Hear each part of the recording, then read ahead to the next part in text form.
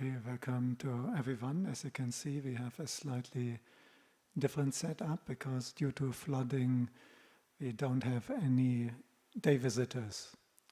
So we use the occasion for Ajahn to put the camera right in front of me. Usually we have it coming from an angle, so it's a little bit obstructive to have the camera in front and then people trying to listen to me. But as there's no one there except for Pan, who is kindly listening, that I don't have to talk in a camera only, we could do that today. First thing I like to say that the monks are safe. We have got Pan and Bobby with us, who have done a simple meal. We have enough food here that we can get by a few days. So please do not worry about us. The monks had a very nice meal due to Pran and Bobby, our two lay guests staying here. Everything fine. As we are on the hill, we are very safe in flooding. But my appeal to everyone, even if you really like to come to Dhammagiri, please do not take any risk. In particular, please do not drive into flood water on the road.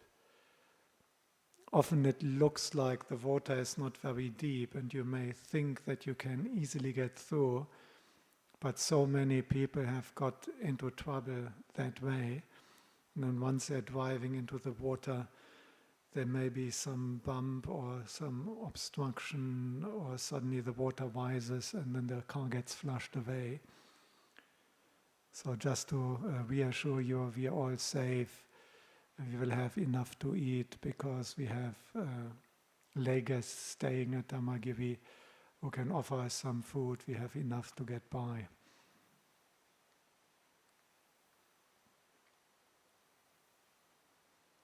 I also like to express my anumodana to everyone who has helped out with the visit of Ajahn X.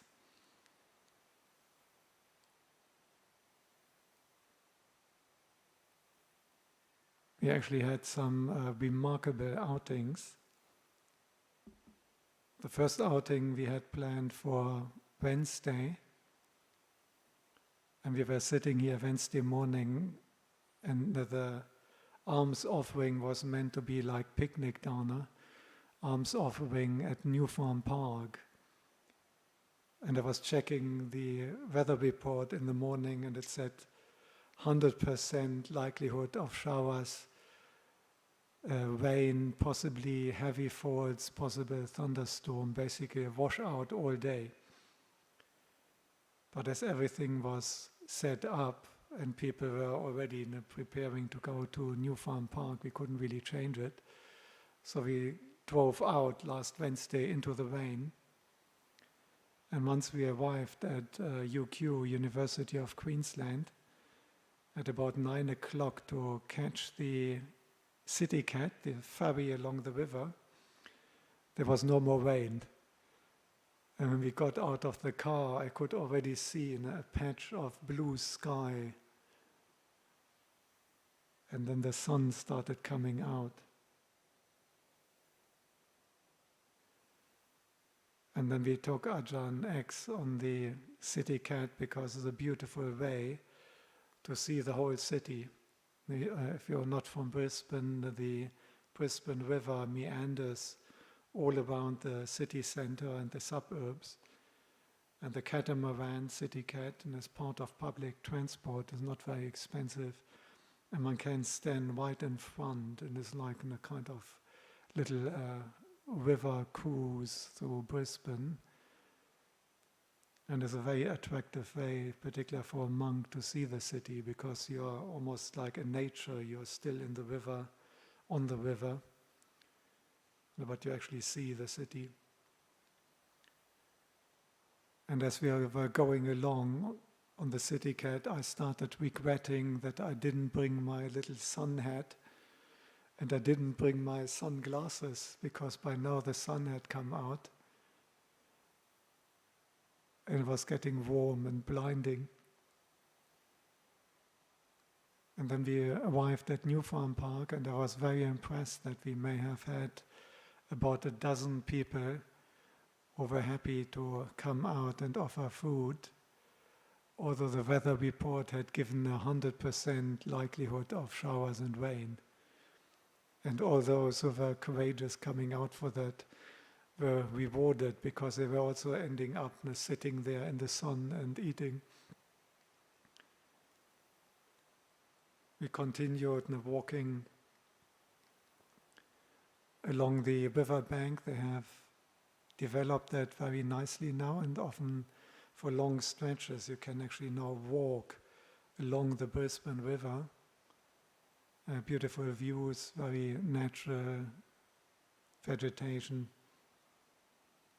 So we continued for walking along the river from New Farm Park to Newstead House.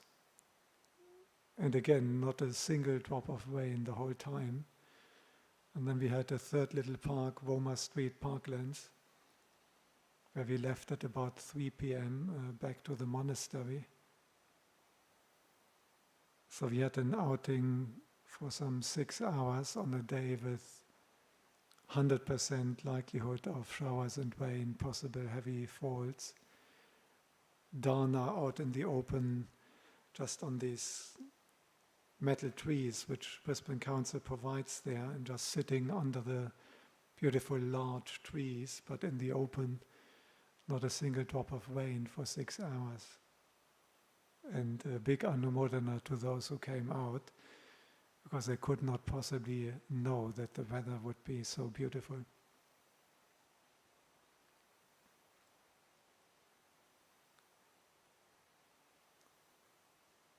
Our second outing was planned on Friday, and we went down to the Gold Coast. We wanted to show Ajahn X near the ocean. And the weather report for Friday ended up being even worse than the one for Wednesday. In fact, yesterday I read that Friday 6 in the morning until Saturday 6 in the morning, for this 24-hour period, that was the heaviest rainfall in Brisbane for 40 years or something. Apparently there came some 200 millimeters of rain down in Brisbane on these 24 hours on Friday. And we had our outing, again eating in the open at Fingal Head, just south of the Gold Coast. Just close to Coolangatta. We had to cross into New South Wales, across the border. And the amazing things, we didn't have much sunshine, but again we had about 4 hours for the meal, Fingal, and then a nice long beach walk, where we were virtually the only people. I really love that about Australia. You can have a whole beach for yourself. It's particularly nice for a Buddhist monk, because it's not really suitable if you have all kinds of people in bikinis, not really suitable for a monk to walk there. But in Australia it's actually possible. You can walk along a beach for an hour and you don't meet a single person. And it was like that on Friday, because with the weather report I think no one was keen to go to the beach. But although we didn't get much sun, there was not a drop of rain really. Very windy. Ajahn X really loved it. He said he has never seen the ocean when it's stormy and when you have got these big waves.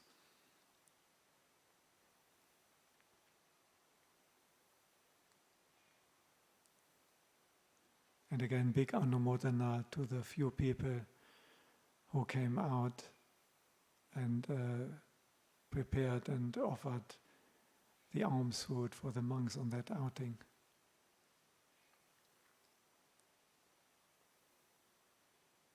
Yesterday we were getting worried if we get Ajahn X to the airport. Quite a few people still got through, because this is the only day on the weekend where Ajahn X was available, and he came last week Sunday evening. And during the week, those who are working often don't have much opportunity. So I think a lot of people had planned to see Ajahn X on Saturday, yesterday. But in the morning, all the access roads coming from Ipswich side were already underwater. College Crossing, Colo Bridge, Colo Road, and even the Via, Mount Crosby Via, that is usually the last one for everyone to know. If you come from Ipswich, the Via is usually the last one where you can still get across. But that was already blocked. But via Kenmore and along Mount Crosby Road from the western suburbs, the people still got through. So we had a couple of people joining the refuge and precept session. And we had a couple of people here for the alms offering. In fact, Khan and his wife, they mentioned that they spent 5 hours to get to Dhammagiri. Amazing commitment. They wanted to come for the precept session, and then they got stuck on the Ipswich side, and they tried everything, and then they had to drive in a huge detour, and then they finally managed to come in via Kenmore, and they managed to come for the dana. Another lady also turned up just for the blessing. She also tried from Ipswich, and then she had to back out and going a huge detour via Kenmore, and then she made it just for the blessing. So a big anumodana for that incredible dedication. We had a lift arranged, tea and Jeffrey in the afternoon. But I was getting concerned. Only Mount Crosby Road open now, and there's a Colo Creek, and if it rains like this, it often floods Mount Crosby Road as well, and then we would be stuck. There would be no access then to Mount Crosby and Kawana Downs, the suburbs here, completely cut off. But I still had the number from Queensland Emergency Services, from this helicopter pilot who used to be training on Lake Manchester. We had contacted him because it was really loud when they did the training, and he was very kind. He actually, after I mentioned to him that we're actually living on that hill, he came out and had a look, and he immediately understood that when the chopper is flying for a few hours over Lake Manchester to train emergency rescue operations, it is very loud for the monks. And he explained that they don't have too many options, and they have to be careful not to use too much petrol, that they have enough time, they can go only very close, that they have enough time for training. But then he would very kindly send us a message before they would fly out, and we would know at least that there's this loud noise on that day. So I still had his number, and I called him on Saturday morning, being concerned that no car can get in anymore. And it was very important for Buddha Bodhivana to have Ajahn X back today on Sunday, because Ajahn Kalyana would be gone to Adelaide. And I asked him whether he could fly in maybe and get Ajahn X out. But hiring his helicopter is $11,000 an hour. So it's a little bit beyond our budget. And then I called the guy who had a kind of helicopter company just right next to my kuti, actually the next neighbor to the kuti where I'm staying down the hill. He used to have a little helicopter just in the shed. And he was running this company offering helicopter tours. But when I called there, and they had retired, and someone else had taken over the company, which is quite nice. So we don't have this little helicopter flying around anymore over the Kutis.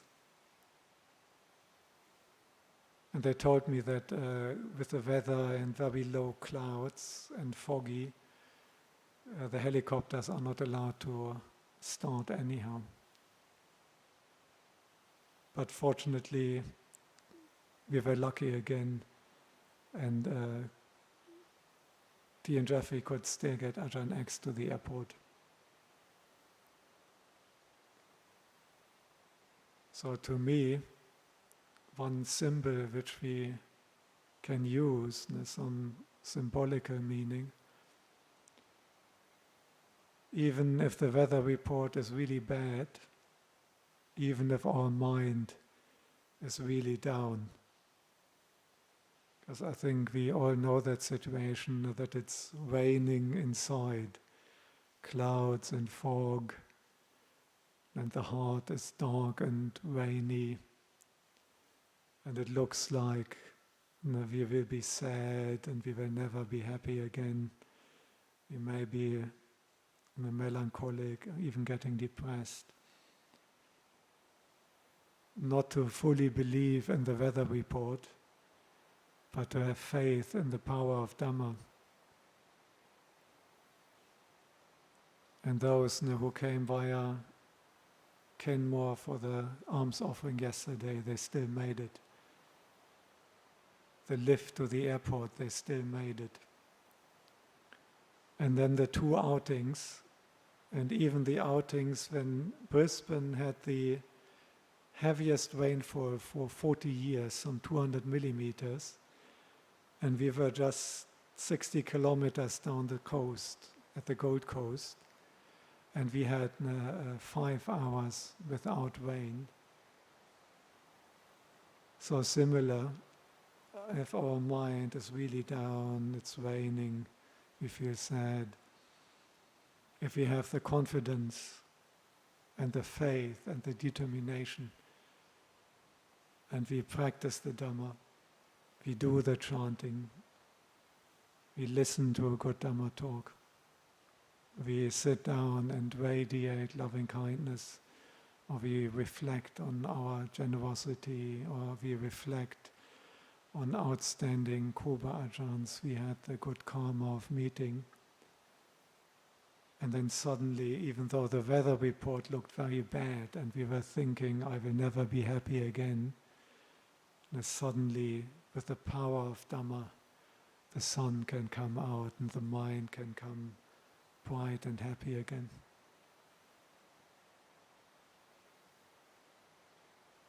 And I think everyone who has practiced meditation for a longer time has had this experience. No one is sitting, trying to meditate, but we are just tired, demotivated, frustrated, a little bit depressed, having the blues. And the weather report, our internal prediction, our internal perception is like, oh, impossible, I can't really meditate, my mind is too dark. And then if we have the faith and if we continue, if we persevere, against all odds, suddenly the mind turns bright. And you start off and you think, I can't meditate anymore at all, and my mind is just a mess.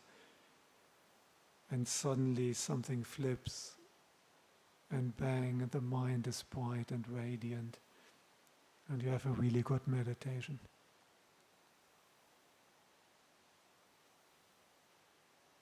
Just like all those on Wednesday, Friday, yesterday, even with this exceedingly bad weather report, and day by day it was actually getting worse.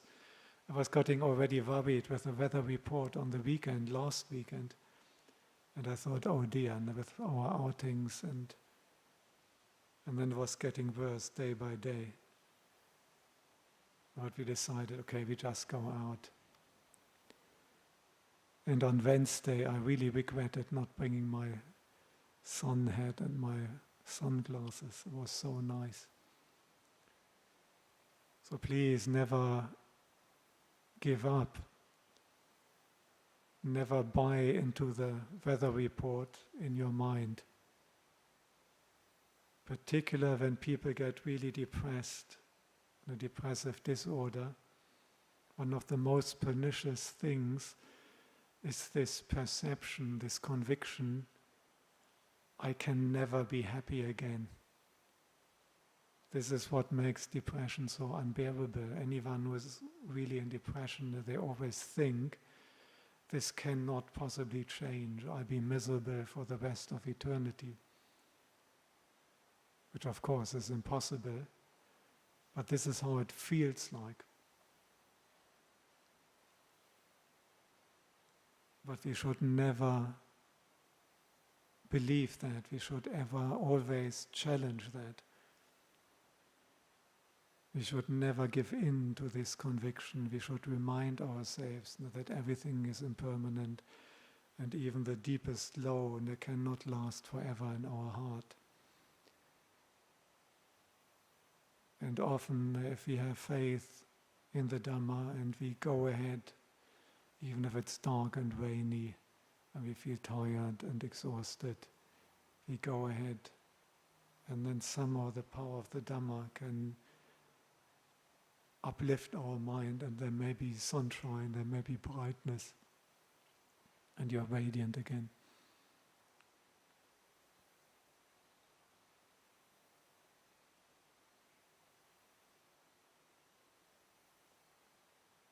Ajahn X mentioned as a kid, he wanted to become a pilot, had plans of becoming an airline pilot of a plane, aircraft.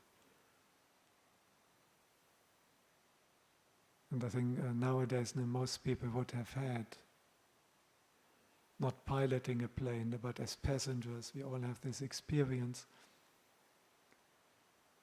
And you may have noticed, even if you start in miserable weather, the plane is taking off in heavy rain, even in a thunderstorm, it's dark and grey and completely overcast with a dark grey sky. Now once they go up to 10,000, 11,000 meters, they are beyond the cloud layer. And it's actually in a completely blue sky, sun. And it's sometimes difficult to believe if you experience that. I remember often flying back to Germany. You're flying there above the clouds, and from the top the clouds look very beautiful, and a beautiful white. And then the sky completely blue, the sun shining. And then you come down the Frankfurt airport and goes through the cloud layer, and then the classic overcast weather once you're on the ground. But again, this is a good symbol. Even in the most miserable weather, and right now it's really pouring buckets down again. Looking out here through our 6-meter bifold door. Pouring down and quite dark, fully overcast. But doesn't mean that the sun has vanished.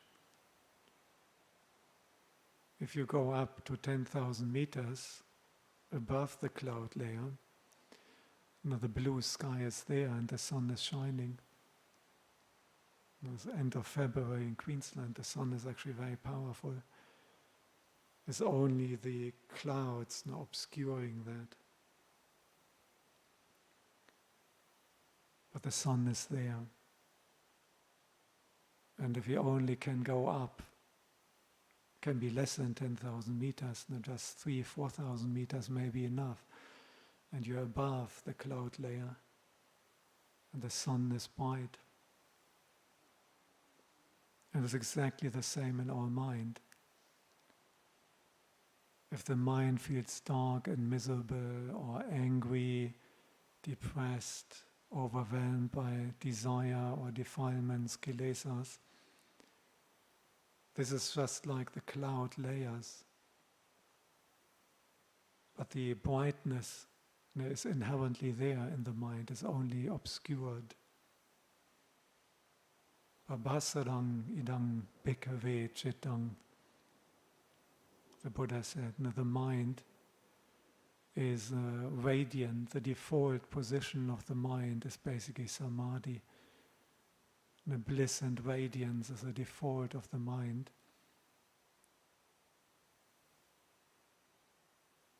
But it is obscured, it is darkened by defilements which have come in.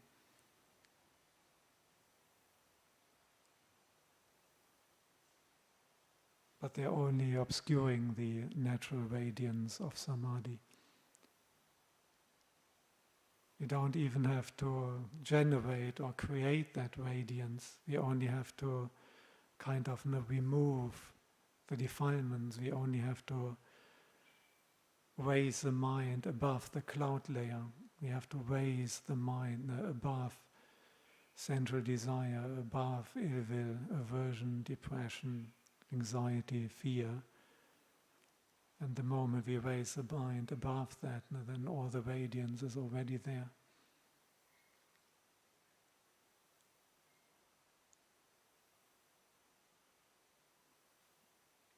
I find that a very inspiring reflection. If one ever feels it's so difficult to meditate, to remind oneself that the brightness and the sun is there, is only obscured.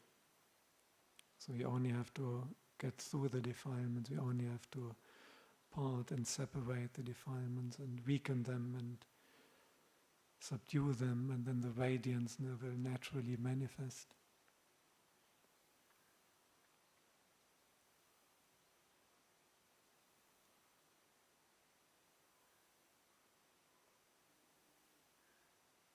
So please never get discouraged if your internal weather report looks very bad, because it's just as unreliable as our external weather report. So many people complain that the weather report is often wrong. But how often is your internal weather report correct? I'm no good, I can't do it. That this is a kind of internal weather report, is often quite incorrect, and depending on our mood and all kinds of conditioning processes. So we shouldn't easily believe all these ideas we have of superiority, inferiority, I'm better, I'm equal, I'm worse. I can't meditate, or maybe the opposite, going on a retreat and having it all worked out. First day, Kanaka Samadhi, second day, Upachara Samadhi, third day, first jhana, and so on, and then you're enlightened on day 10 of your retreat. This is another weather report prediction. You may have noticed it often doesn't turn out like you predicted. So it's important not to buy into that, but instead not to have faith in Dhamma. And if we really have faith and conviction and resolution and determination, and we do what is good, what is in line with Dhamma, we try to develop precepts even if it's difficult. We practice generosity even if there are obstructions. We restrain our sense doors even if everything looks so alluring and so attractive. We restrain and guard the doors of the senses. We develop samadhi and vipassana. We develop samatha and insight and wisdom. Even if the mind is unruly, you make that effort. And often you are rewarded. And against all expectations, And just like these outings, 5 hours hanging out near Coolangatta at the beach without rain, when Brisbane was receiving 200 millimeters on the same day, is possible. And similar, your mind, if you think, no, I have bad karma, I can't do it, whatever, and then you still go ahead and you call on the forces of goodness. You trust and rely on the Buddha. You remember the great Cobra Ajahns. And suddenly your mind is in beautiful, sunny weather and is bright and radiant.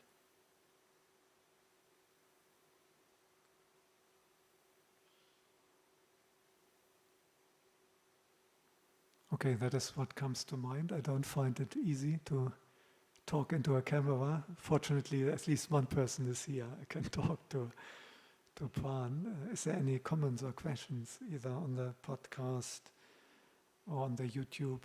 Anything you like to comment?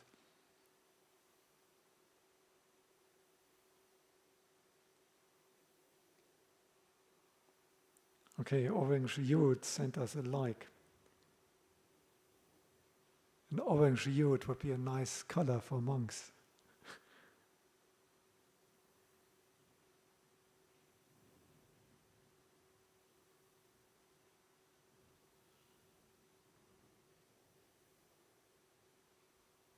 Anything there, Pan? Sam says such an inspiring talk. Thank you so much for your encouragement, Ajahn. Glad that it was helpful. But I was really uplifted by these 2 outings. I couldn't believe it. Now, the first one was already exceptional, but then particularly on Friday.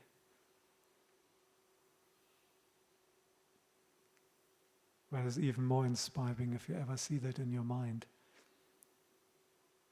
Now, this is why Ajahn Chah, for example, had this regular practice on the Van Pa, on the moon days, about once a week, full moon, new moon, quarter moons, that the monks had to sit meditation all night. And usually you're just very tired. You try, but you get tired, and you can see they're all sitting there nodding and then getting up, trying to walk. But then very amazingly, occasionally, although the mind is so tired, and then suddenly something flips and you get really good meditation. Or suddenly 2 or 3 in the morning and suddenly you're bright awake. Or suddenly the next day, although you didn't sleep or you slept just an hour or 2, due to that great effort, then suddenly you're bright the next day. Now, that is all possible. It's really important to call the bluff of Mava and not to buy into these weather reports. Often it's Mava sending you the weather report. You want to do something really good, and you want to meditate now for hours in the evening, and then Mava is sending this weather report, and don't even try, it will just be raining and no point, it will be flooding, it will be miserable. So you're sitting there and you think, oh, I want to meditate, but it doesn't really work, my mind is not in a good shape, I try another time. Don't believe in it. Rely on Dhamma, rely on the Buddha and the Triple Gem and give it a try. And I can't guarantee you, of course, that always works. Sometimes you may go out with a weather report, you may be standing there in the rain, so better take an umbrella. But I'm sure if people try that consistently, you will be sometimes surprised how against all odds the Dhamma can triumph and your mind will make really good progress in that moment. Okay, thank you for your patience in listening, and Anumodana once again to everyone who contributed, and particularly all the courageous ones who didn't get put off by the worst weather we apparently had in 40 years. Or at least since the last big flooding in 2011. Much appreciated and I see you again 3 p.m.